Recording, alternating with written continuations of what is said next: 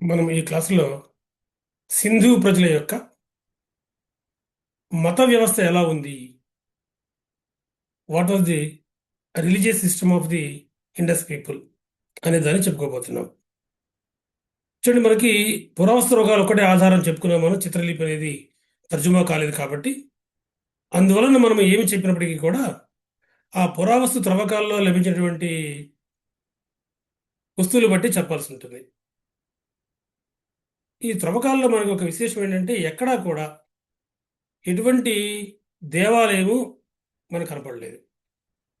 అంటే మనం చూసాము, అద్భుతమైనటువంటి నిర్మాణాలు జరిగినాయి.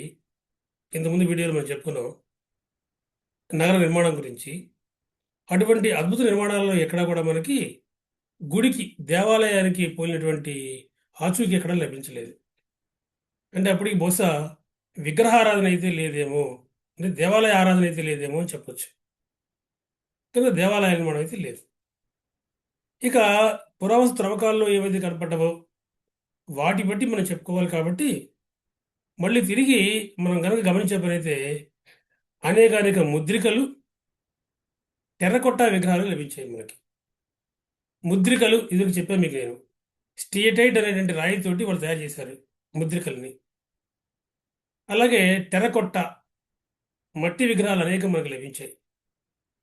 వీటిని దృష్టిలో పెట్టుకొని మత వ్యవస్థకు కావాల్సినవి ఏవైతే ఉన్నాయో వాటిని ఆలోచించి మళ్ళీ మనం తిరిగి ఆనాటి మత వ్యవస్థ గురించిన అంశాలను చూడాల్సి ఉంటుంది. చరిత్రకారులు ఏమంటున్నారు అంటే, బహుశా వీళ్ళు అమ్మ తల్లిని ప్రధానంగా ఆరాధించి ఉంటారు. ఎందుకు అమ్మ తల్లిని ఆరాధించి ఉంటారు అంటే, అందుకు మీకు ఆ ఫోటోలో చూపిస్తున్నటువంటి చివరి అమ్మ తల్లి ఇది కనపడుతుంది, మీకు మట్టి విగ్రహం కనపడుతుంది. ఇటువంటివి కోకొలలుగా లభించాయి. సింధు నది నాగరికతలో ఉన్నటువంటి ఎన్ని ప్రాంతాలు అయితే బయటపడ్డాయి అనుకున్నామో అన్ని చోట్ల లభించాయి. అటువంటి విగ్రహాలు కూడా తిరిగి మళ్ళీ కొన్నేమో చాలా పాలిష్ చేసి నిగనిగలాడుతూ అందంగా తయారు చేసినవి ఉన్నాయి.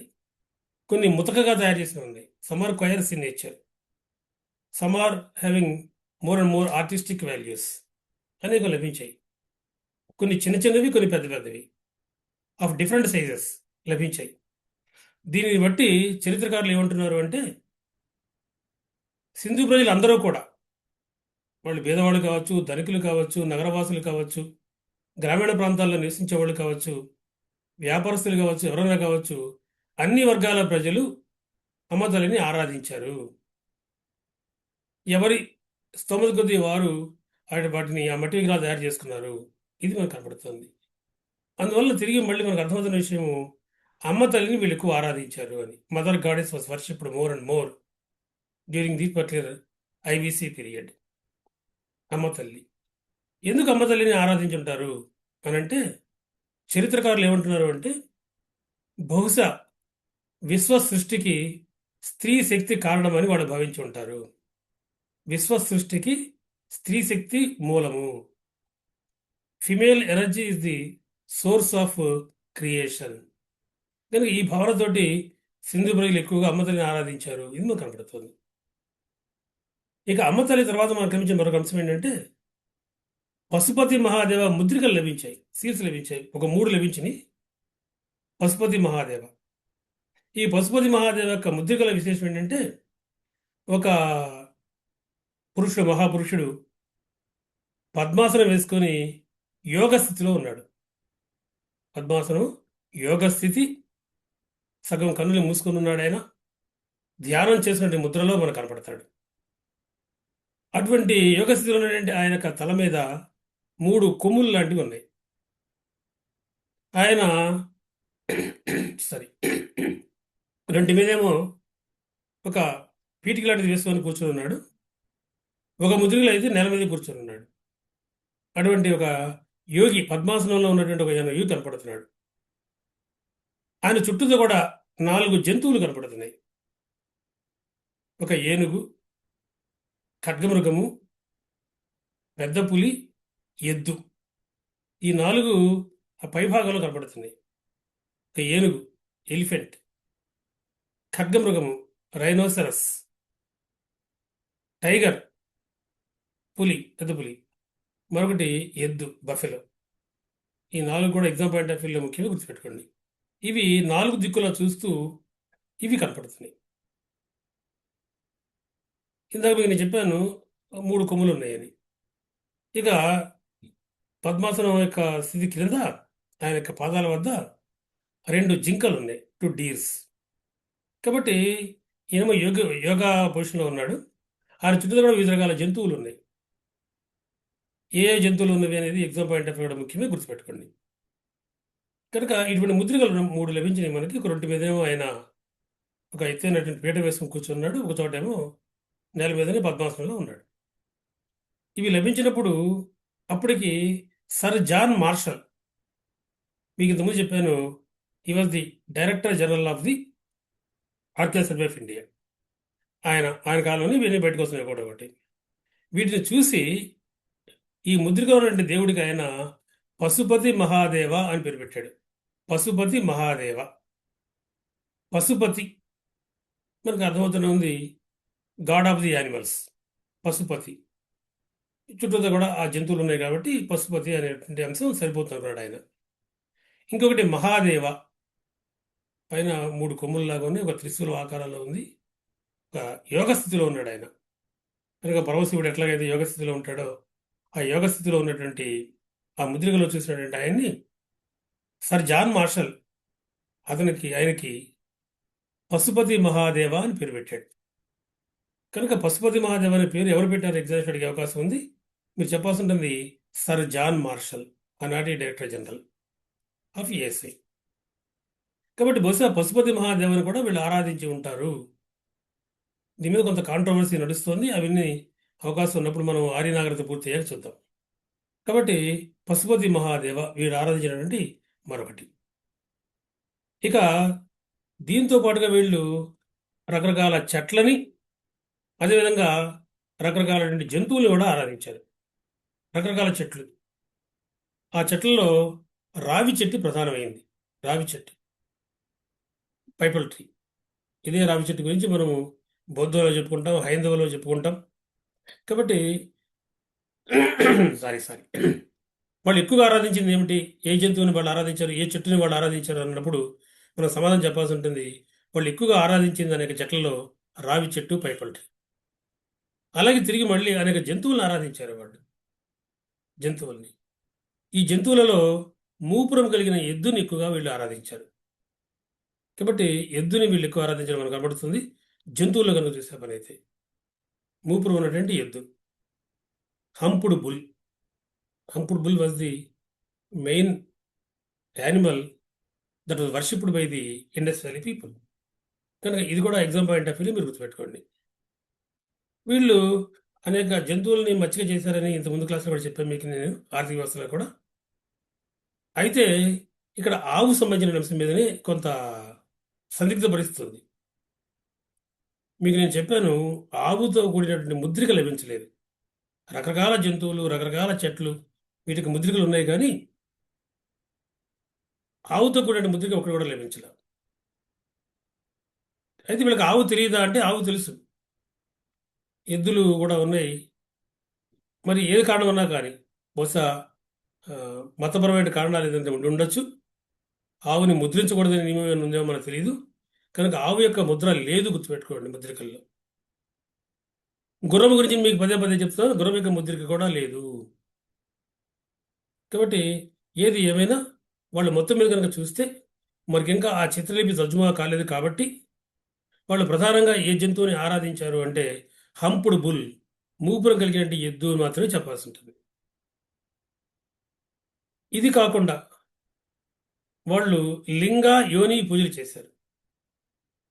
దేవర్ the phallic worshippers. They were the worshippers of the genital organs. ఈ జెనిటల్ ఆర్గాన్స్ని పూజించేటువంటి విధానాలు మనకి అత్యంత ప్రాచీన కాలంలో దాదాపుగా అన్ని మానవ సంస్కృతుల్లో కనపడుతుంది. సృష్టికి కారణమనే భావన కింద అయి ఉండొచ్చు. కాబట్టి దేవర్ ది ఫాలిక్ వర్షిప్పర్స్ ఆల్సో లింగా, యోని కూడా పూజించారు. ఇది కూడా మనం గుర్తుపెట్టుకోవాల్సి ఉంటుంది. ఇది కాకుండా ఇంకొన్ని వాళ్ళ యొక్క రిలీజియస్ ప్రాక్టీసెస్ కనపడుతున్నాయి. అందులో ఒకటి మహాస్నాన వాటిక, గ్రేట్ బాత్. మొహంజదారో యొక్క దుర్గంలో ఉందని చెప్పాను మీకు నేను. మీ టెక్స్ట్ పుస్తకాల్లో లేదు కానీ ఒక 15 ఏళ్ల క్రితము గుజరాత్లో అక్కడ marine archaeology survey of India వాళ్ళు అనుకోకుండా అక్కడ సముద్ర జలాలని వాళ్ళ పరిశోధన చేశారు. కారణం ఏంటంటే అక్కడ ఒక షిప్ నుంచి వస్తున్నటువంటి దాని నుంచి ఒక ఆయిల్ ఉలికిపోయింది, తెట్టబట్టిపోయింది. దాన్ని ఆ, బహుశా అది గెయిల్ అనుకుంటాను. వాళ్ళు వెరిఫై చేస్తూ ఆ, గెయిల్ కదా ఇంకేదో సంస్థ చేస్తూ చేస్తూ తిరిగి మళ్ళీ అక్కడ ఇంకేదో ఒక పురావస్తు అంశాలు ఏవో ఉన్నాయని భావించి ఆర్కియాలజీ సర్వే ఆఫ్ ఇండియాకి అప్పచెప్పారు దాన్ని. Marine archaeology survey of India వాళ్ళు తిరిగి మళ్ళీ అక్కడ పరిశోధన చేస్తే ఒక అద్భుత నగరం బయటపడింది. దాని మీద పరిశోధన జరగకపోవడం దారుణం. ఎప్పటికైనా జరుగుతాయి అనుకుందాం మనం. అక్కడ కూడా ఒక మహాస్నాన వాటిక ఉంది అనేది మనం బయటకు వచ్చింది. ఇక్కడ ఎగ్జామ్ పాయింట్ ఆఫ్ వ్యూలో ఒక మహంజదారో దుర్గం. అలాగే ఇంకొక మహాస్నాన వాటిక కూడా తిరిగి మళ్ళీ ఇంకా పేరు పెట్టబడినటువంటి సింధు నది నగరమే అయినటువంటి సముద్ర గర్భంలో గుజరాత్కు సమీపంలో సముద్ర గర్భంలో మునిగిపోయినటువంటి ప్రదేశంలో కూడా ఒక మహాస్నాన వాటిక బయలుపడుతుంది. అంటే మహాస్నాన వాటిక దాని నిర్మాణం చెప్పాను మీకు నేను ఎట్లా ఉందనేది. ఇటుకతో నిర్మించారు పూర్తిగా.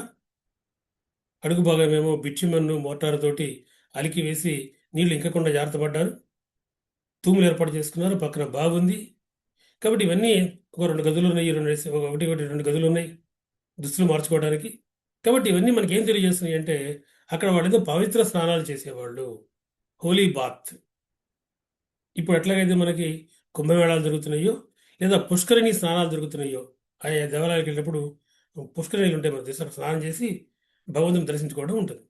కాబట్టి ఆ పుష్కరిణి స్నానాలు లాంటి ఒక ఆచారం వీళ్ళకు ఉంది అనేది మనకు అర్థమవుతుంది. అంటే బహుశా చరిత్రకారులు ఇంకొంచెం దాన్ని సాగదీసి ఏం చెప్తున్నారంటే ప్యూరిటీ పొల్యూషన్, ఈ పదాలు గుర్తుపెట్టుకోండి. నేను తర్వాత వీటి గురించి మీకు నేను వివరణ ఇస్తా. మన యొక్క వర్ణ వ్యవస్థకి తర్వాత కుల వ్యవస్థకి ఒకనొక దారి తీసినటువంటి ఒకనొక సిద్ధాంతం ఏంటంటే ప్యూరిటీ పొల్యూషన్. బహుశా ఆ ప్యూరిటీ పొల్యూషన్ కాన్సెప్ట్ యొక్క ఆది రూపం ఇదేమో అంటున్నారు. చూద్దాం తర్వాత రోజుల్లో. కాబట్టి మహాస్నాన వాటికలు ఉన్నాయి. పవిత్ర స్నానం చేయడానికి వీలుగా ఈ విధానం కనబడుతుందని మనకు అర్థమవుతుంది.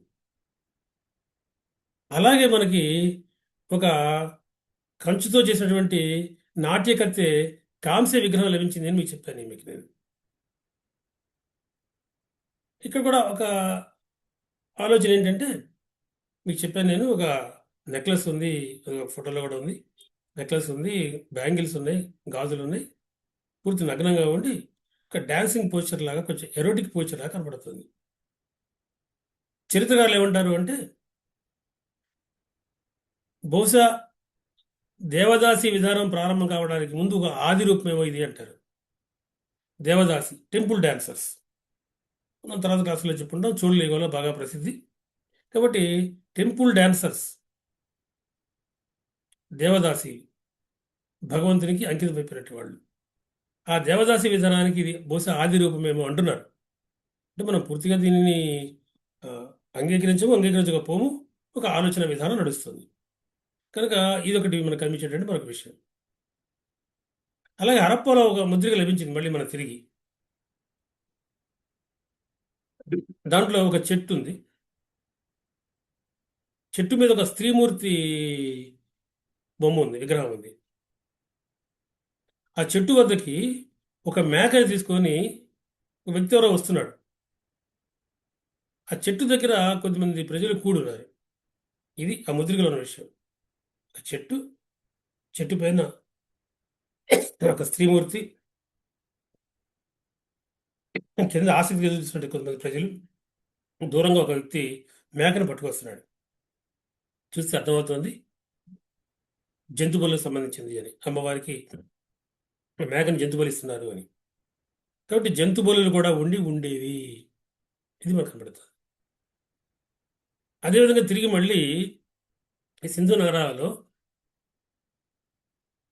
తాయెత్తులు, రక్షరేకులు లాంటివి లభించినాయి. రక్షరేకులు ఏదన్నా ఒక చెడు శక్తులు ప్రవేశించినాయని భావించినప్పుడు వాటిని పారదోలడానికి ఇప్పుడు కూడా మనం కొద్దిమంది ఈ రక్షరేకులు లాంటి తాయెత్తు లాంటి వాడు వాడుతుంటారు. అటువంటి తాయెత్తులు లాంటివి కూడా లభించినాయి ఆ సింధు నగరాల్లో. అంటే బహుశా చెడు శక్తుల యొక్క విశ్వాసం ఉంది వీళ్ళకి, వాటికి వాటి మీద భయం కూడా ఉంది. కాబట్టి దెయ్యాలనండి, భూతాలనండి, ఇటువంటి చెడు శక్తుల్ని కూడా బహుశా వీళ్ళు నమ్మి ఉండొచ్చు. వాటి నుంచి రక్షణ కొరకే ఈ రక్షణ రేకుల్ని వాడి ఉంటారు. నేను చెప్పబోతున్న తర్వాత రోజుల్లో బహుశా ఆర్య సంస్కృతిలోకి ఇవి ప్రవేశించుంటాయి అని. నేను మీకు తర్వాత క్లాసులో ఏం చెప్పబోతున్నానంటే, అది నా మాట కాదు, చరిత్రకారుల మాట. ఆర్యులకు ఈ చెడు శక్తుల మీద నమ్మకం లేదు. తర్వాత సింధు ప్రజలతో కలిసిపోయిన తర్వాత ఆ భావన ఆర్య మతంలోకి ప్రవేశించి ఉంటుంది అంటున్నారు వాళ్ళు. సరే, ఏది ఏమైనా మనం ఇప్పుడు ప్రస్తుతం గుర్తుపెట్టుకుందాం. దెయ్యములు, భూతములు వంటి ఈవిల్ స్పిరిట్స్ని వాళ్ళు నమ్మి ఉంటారు. ఇది మనకు కనపడుతుంది. కాబట్టి ఈ అంశాలని మాత్రమే మనం చెప్పగలము, కానీ ఇంతకంటే ఆ కాలంలో వాళ్ళకి మత వ్యవస్థ గురించి చెప్పుకోవడానికి వ్రాతపూర్వకత లేకపోవడంతో చెప్పడం కష్టం. కాబట్టి ఇది వాళ్ళ యొక్క మత వ్యవస్థ. ఇక సామాజిక వ్యవస్థ ఎట్లా ఉంది, రాజకీయ వ్యవస్థ ఎలా ఉంది మనం చూడాల్సి ఉంటుంది. మీకు నేను తర్వాత క్లాసులో రాజకీయ వ్యవస్థ గురించి చెప్తాను. చూడండి, జాగ్రత్తగా ఫాలో అవ్వండి. నోట్స్ ఇప్పుడు రాసుకోండి. వీడియోలు పెరిగిపోయాక మీరు నోట్స్ రాయలేరు. ఎగ్జామ్ దగ్గరికి వచ్చాక ఆ హడావుల్లో ఉంటారు మీరు. ఇప్పుడు చక్కటి సమయం. మీకు నేను ఆల్రెడీ ప్రామిస్ చేశాను, 30 మార్కులకి ఇండియన్ హిస్టరీలో, జనరల్ స్టడీస్లో ఉంది. అదేవిధంగా మరొక 30 మార్కులకి ఇండియన్ సోషల్ సిస్టమ్ ఉంది. ఇవన్నీ కూడా డీటెయిల్గా మీకు చెప్తాను నేను. నాతో పాటే ఫాలో అవుతూ ఎప్పుడెప్పుడు చదువుకుంటూ నోట్స్ రాసుకుంటే మీకు చాలా మంచి మార్కులు వచ్చే అవకాశం ఉంది. కాబట్టి ఎప్పుడు చదవండి. మరొక అంశం మీకు నేను పదే పదే చెప్తున్నాను, మీరు ఛానల్ని సబ్స్క్రైబ్ చేయండి. నేను బహుశా తొందరలోనే అన్ని గ్రూపుల్లో పోస్ట్ చేయడం ఆపేస్తానేమో, రోజు చేయలేం, బాగుండదు కూడా, అది నాకు కూడా నచ్చట్లేదు. ఎందుకంటే నేను చూస్తున్నాను వ్యూవర్షిప్లో ఇంకా 58% మాత్రమే సబ్స్క్రైబర్స్ ఉన్నారు. 42% ఇంకా సబ్స్క్రైబ్ చేయని వాళ్ళే ఉన్నారు. అంటే ఎప్పటికప్పుడు మనం కొన్ని గ్రూపుల్లో పెడుతున్నాం కాబట్టి అలా చూస్తున్నట్లున్నారు. అది ఎక్కువ కాలం పెడతాం బాగుండదు, ఆ గ్రూపులలో కూడా ఇబ్బంది. కాబట్టి నేను దాన్ని ఆపేస్తాను తొందరలో. అందరూ మీరు సబ్స్క్రైబ్ చేయండి. సబ్స్క్రైబ్ చేసి మీకు వచ్చే నష్టమే లేదు. సబ్స్క్రైబ్ చేసి ఆ బెల్ ఐకాన్ కనుక నొక్కితే నేను వీడియో చేసి పోస్ట్ చేయగానే మీకు కనపడుతుంది. మీకు సిగ్నల్ వస్తుంది. దాన్ని బట్టి మీరు మీకు కుదిరినప్పుడు మీరు చూసుకోవచ్చు. కాబట్టి సబ్స్క్రైబ్ చేయడం ఎట్టి పరిస్థితుల్లో కూడా మర్చిపోవద్దు. కామెంట్ చేయండి. కామెంట్ అంటే నా ఉద్దేశం ఏదో బాగుంది బాగుందని కామెంట్స్ రాస్తున్నారు. నేను కామెంట్ చేయమన్నప్పుడు కేవలం బాగుందనో ఎక్సలెంట్ అనే ఉద్దేశంతో అంటలేదు. అందులో టాపిక్ ఏంటి, ఆ టాపిక్లో ఏమన్నాయి, వాటి మీద మీకు ఏదైనా అనుమానాలు ఉన్నాయా, ఆ అనుమానాలకు సంబంధించినవి కూడా రాయండి. అనుమానాన్ని నివృత్తి చేస్తారు. మీరు ఒకరిద్దరు నాకు వాట్సాప్లో పోస్ట్ చేస్తున్నారు, మంచిదే, కానీ దానికన్నా గ్రూపులో పోస్ట్ చేస్తే ఆ డౌట్స్ అందరికీ ఉపయోగపడతాయి కూడా. సబ్జెక్ట్ మీద డిస్కషన్ కూడా జరగచ్చు ఒక్కోసారి. కాబట్టి మీరు దాన్ని కామెంట్ చేయడం మర్చిపోవద్దు. లైక్ చేయండి, నా సంతృప్తి కొరకు, దాంట్లో నేను. ఇంకోటి, షేర్ కూడా చేయండి. షేర్ చేయడం ద్వారా 10 మందికి నాలెడ్జ్ పెంచడం తప్పేమీ లేదు. మనకి ఎవరెవరికి పోటీ కాదు. 4 లక్షల మంది అప్లై చేస్తే ఒక 11,000 మంది వరకు మాత్రమే మనం మీన్స్లోకి వెళ్ళగలుగుతాం. కాబట్టి మీరు ఆ దృష్టితో ఆలోచించకుండా సబ్జెక్ట్ పెరుగుతున్న దృష్టితో ఆలోచించండి. ఎందుకంటే సర్వసాధారణంగా ఏ లెక్చర్ కన్నా కాస్త ఎక్కువ మందిని వింటారంటే ఆ తృప్తి వేరే ఉంటుంది. కొంచెం మరి బాగా చెప్తామని అనిపిస్తుంటుంది. అందుకోసమే ఎప్పుడు ఎవరు అడిగినా కూడా మాలాంటి ఫ్యాకల్టీ మెంబర్స్ని subscribe, like, share and comment అంటూ ఉంటాం. కనుక మీరు అది చేయండి, చూడండి. చిన్న లైక్ చేయడం వల్ల మీకు వచ్చే నష్టమేం లేదు. కామెంట్ చేయడం వల్ల మీకు సబ్జెక్ట్ పెరుగుతుంది కూడా. కాబట్టి వీటిని మీ ముందుంచుతూ తర్వాత వీడియోలో మీకు నేను సామాజిక వ్యవస్థ గురించి చెబుతానని తెలియజేస్తూ ప్రస్తుతానికి సెలవు. స్వస్తి.